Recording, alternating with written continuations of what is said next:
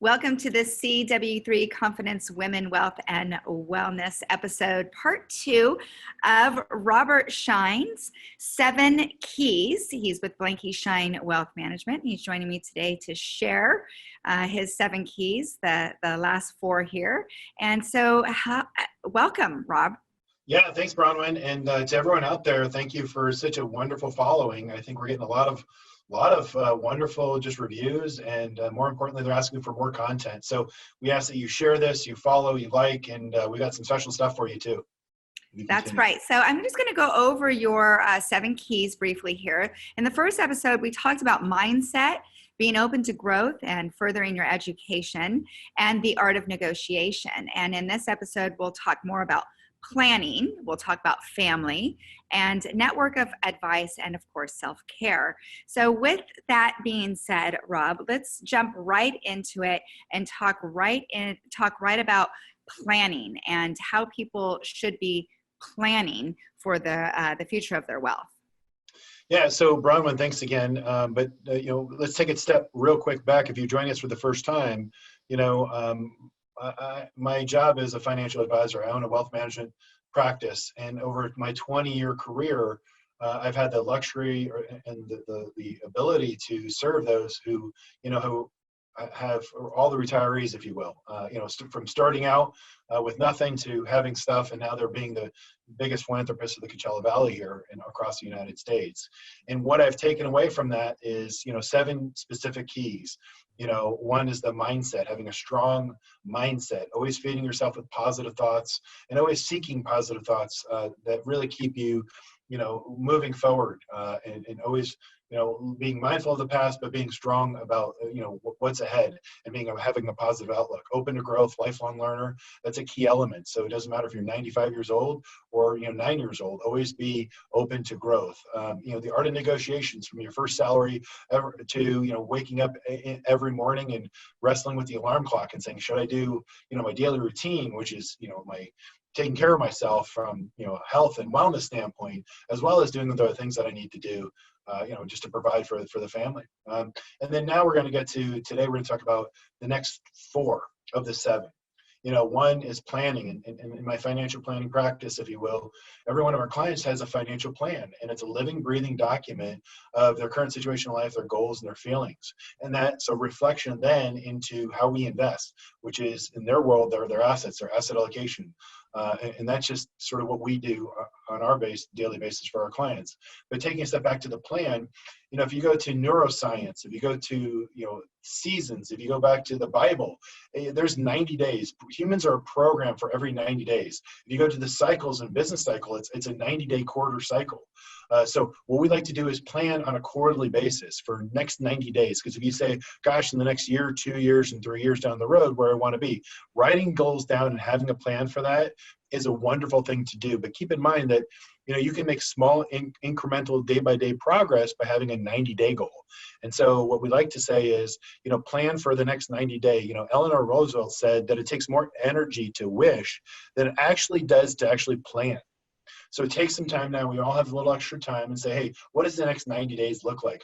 Both from my wealth standpoint, you want to reduce debt, or you have stress on yourself, you look into the programs that are available for you to help sort of get you back on your feet and get you back in the working environment. We're all going through something financially speaking. And just keep that in mind. But ultimately, you're in charge of you, so take charge there, as well as your wellness routine. Have a plan for that. Bronwyn's got a wonderful, program, that you can tune in as it relates to just your wellness, and she has a very specific process as it relates to yoga, and you can do that from your home. I mean, there's different ways of attacking this, but having the plan in place, not only for your finances, but for your health, and striving for that true balance, working for that balance, is really key. And that's the 4th key element, which is a plan.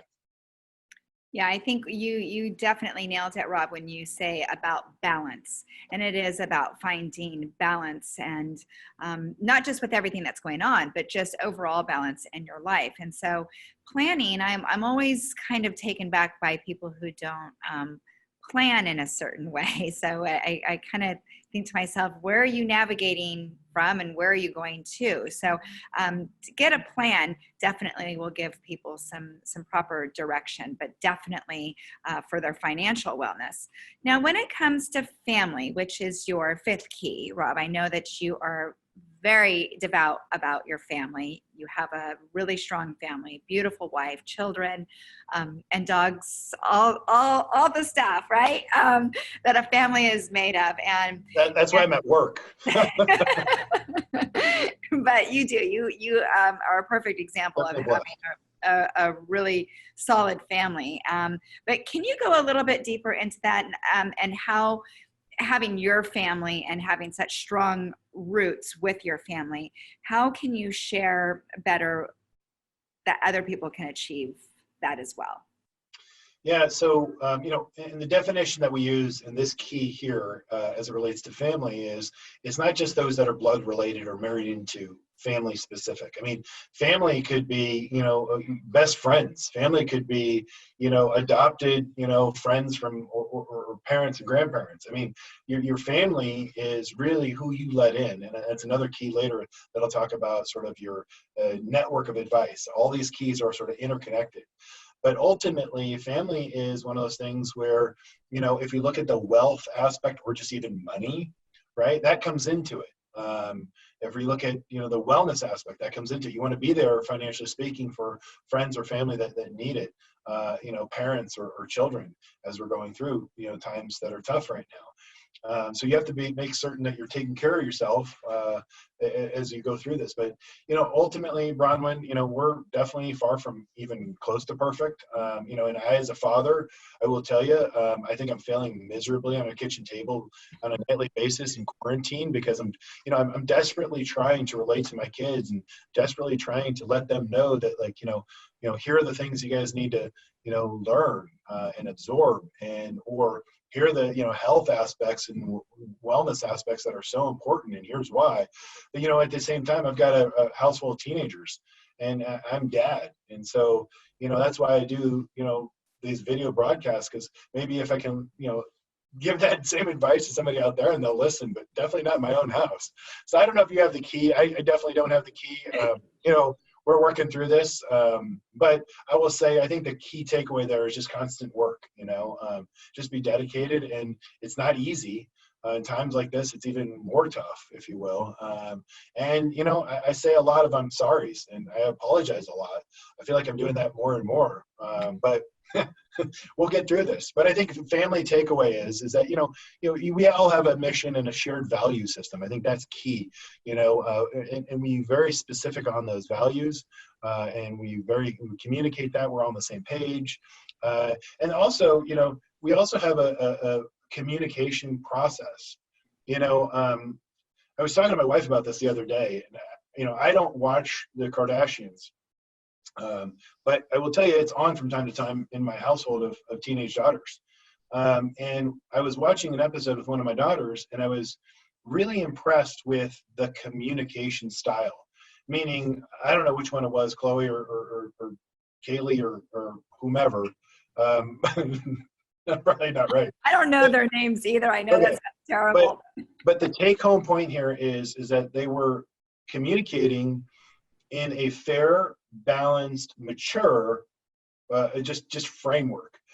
They had very specific differences. In fact, some of the dialogue that they were throwing back and forth was very inflammatory. It was very pointed. It was very accusatory. So that's normal, right? We're all like human. We all get upset. We all, especially with siblings, you always have that fight. That's normal and natural. But I think the framework there was so interesting to, obviously because they grew up in front of the cameras, and obviously you can't really have knockdown, drag out fights like all of us maybe in our households because there aren't cameras on us. But I think that framework has served them well over the course of 10, 15 years of growing up right in front of us.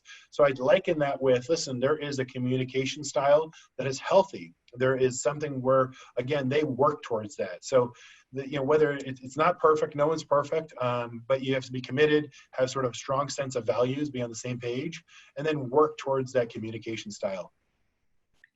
Yeah, and I'm right there with you, Rob, raising teenagers. So they can have their moments of some drag out fights, and then 10 minutes later I look and they're hugging and loving on each other. And I thought you didn't like each other. Right. So I can totally relate to that. But yes, and I like how you mentioned the framework.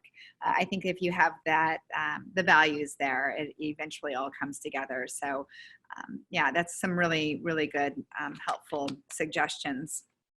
So you talked about, so with family, now your network of advice, and they kind of intertwine with one another when you're saying it may not be family, but it's whomever you're letting in.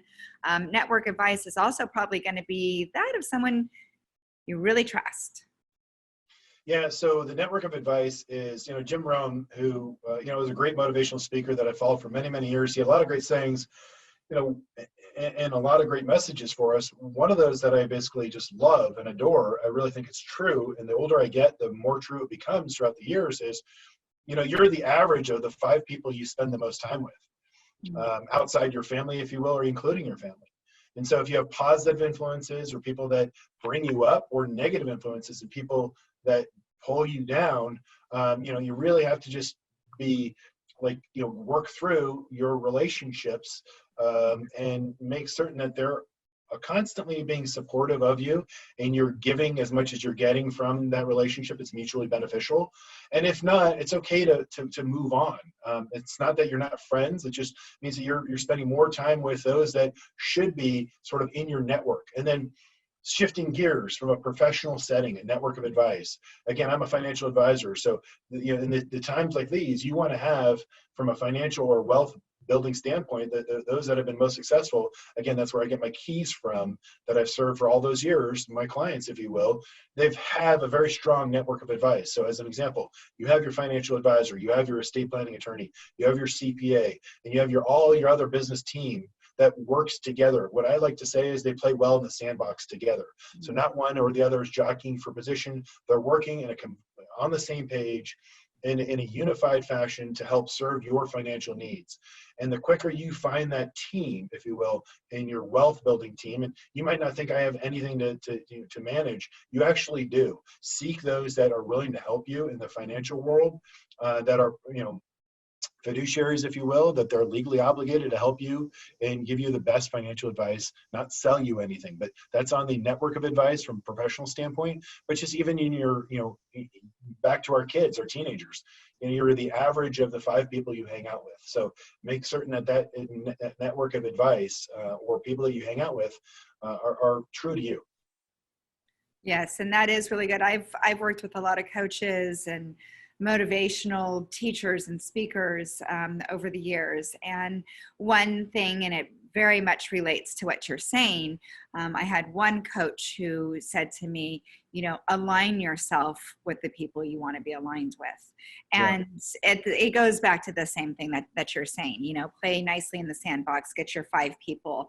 But I've always recognized, like, once you start aligning with yourself with the people that that you can prosper and grow with, then you're all working in harmony together, and you're working together, not against one another.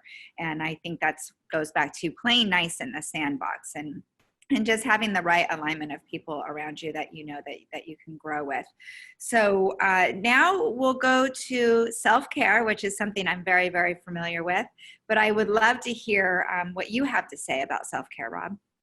Yeah, so before I turn the tables and ask you about self-care, again, we're all striving for and creating balance in the world of wealth and wellness.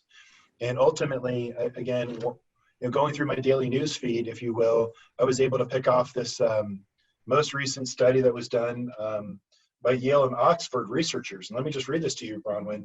Exercise is more important for your mental health than money, right? We're going through a lot of tough times right now. And that weighs on our health. There's a lot of stress, financially speaking, that weighs on our mental health.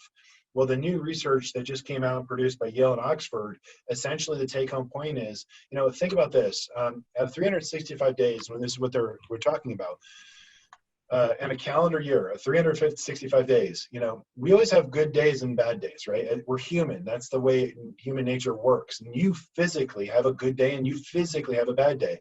They say on average, a normal person that exercises and that gets out there and essentially that, is in tune to sort of making those positive, healthy steps towards wellness, have about 50% less bad days. So their research says out of 365 days, about 35 of those days are going to be negative, if you will. You're just not going to have, it's okay to say, I'm just having a bad day, but tomorrow's going to be a better day, from your health and wellness standpoint. And mentally, with a mindset, have that conversation with yourself, because then you're not going to continue to compound that effect and say, oh, wait a minute, it's always going to be like this, or I'm never going to, always never are horrible words, so get them out. But just get towards the, 10%, if you will. You're just going to have bad days. And that's if you're constantly being in motion and constantly taking care of yourself.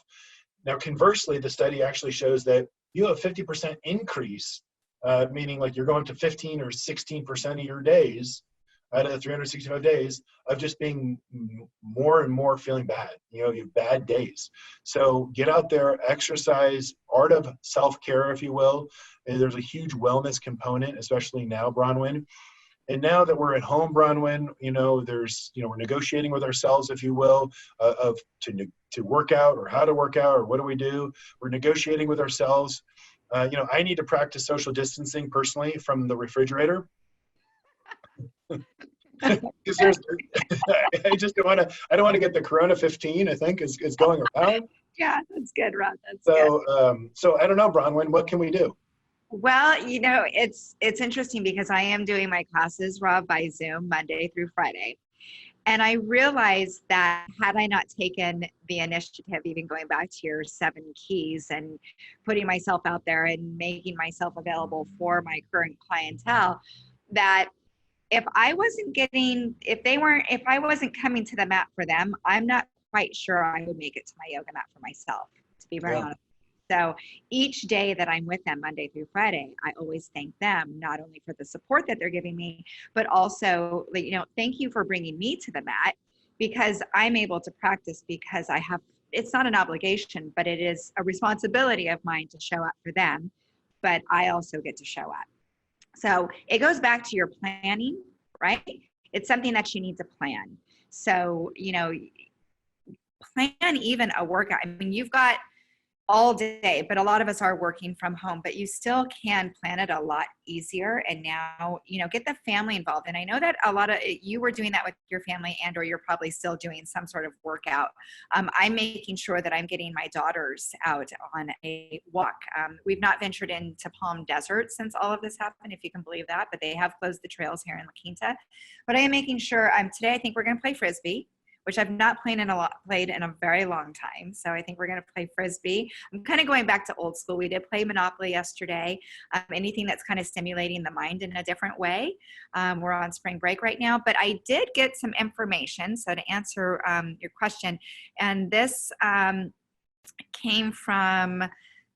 came from California.gov or cal.gov, and it was talking about managing stress for your health, because I did have a conversation with Dr. Sally Diane, who was on my wellness panel for the summit, and we had a really good conversation the other day, and I mentioned to her, she said, how are you feeling? And I said, to be honest with you, I said, of course I'm stressed. All right, this is stressful. And I said the uncertainty makes it even more stressful. So I think a lot of people, she said this is a common theme that she is hearing. The uncertainty is also making people depressed and even filled more with anxiety. So I would say step away from the news a little bit more. I noticed that once I stepped away from the broadcast, I get an update in the morning, and maybe I'll check in at the end of the day to see if there's any changes, but they're really saying the same thing all day long. And when you keep feeding your minds with that, all you're doing is filling the anxiety, and you can't do anything about it. Except the social distancing, washing your hands, and so on.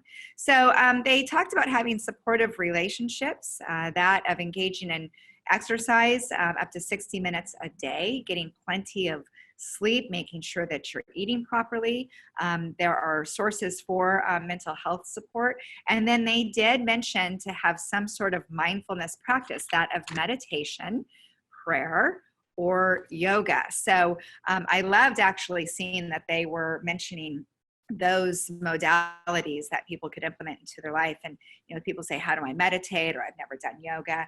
Well, this is the perfect time to try, right? So That's great. Nothing ventured, nothing gained. So those are some of the resources that I've been pulling just to kind of, help my community on helping to stay not only well physically, but also mentally. Because I know a lot of people are alone right now too. That's true. So, one of our missions here is to feel that you're connected with our community. And Bronwyn, you didn't ask, but one of the things that we did, speaking of old school, is I ordered dodgeballs. And so we got dodgeballs in the Schein household, and we've been playing, and it's been a hoot. So hopefully we stay safe with that, but we're having fun in the meantime, at least getting some exercise. Yeah, that'll keep you running around without a doubt. But yeah, we definitely want to encourage people to visit the CW3 ConfidenceSummit.com website. You can have free access to the summit that we had in January 2020. It's going to give you access to all of the panels, your 7 keys in more depth, Rob, and also the keynote speaker, Barb Stegman. So thank you so much, Rob, for your 7 keys to financial wellness today. This has been really, really helpful. I'm hoping that everybody makes sure that they see both of these episodes, and wishing everybody good health and to stay safe. Thanks, Bronwyn, and God bless everybody.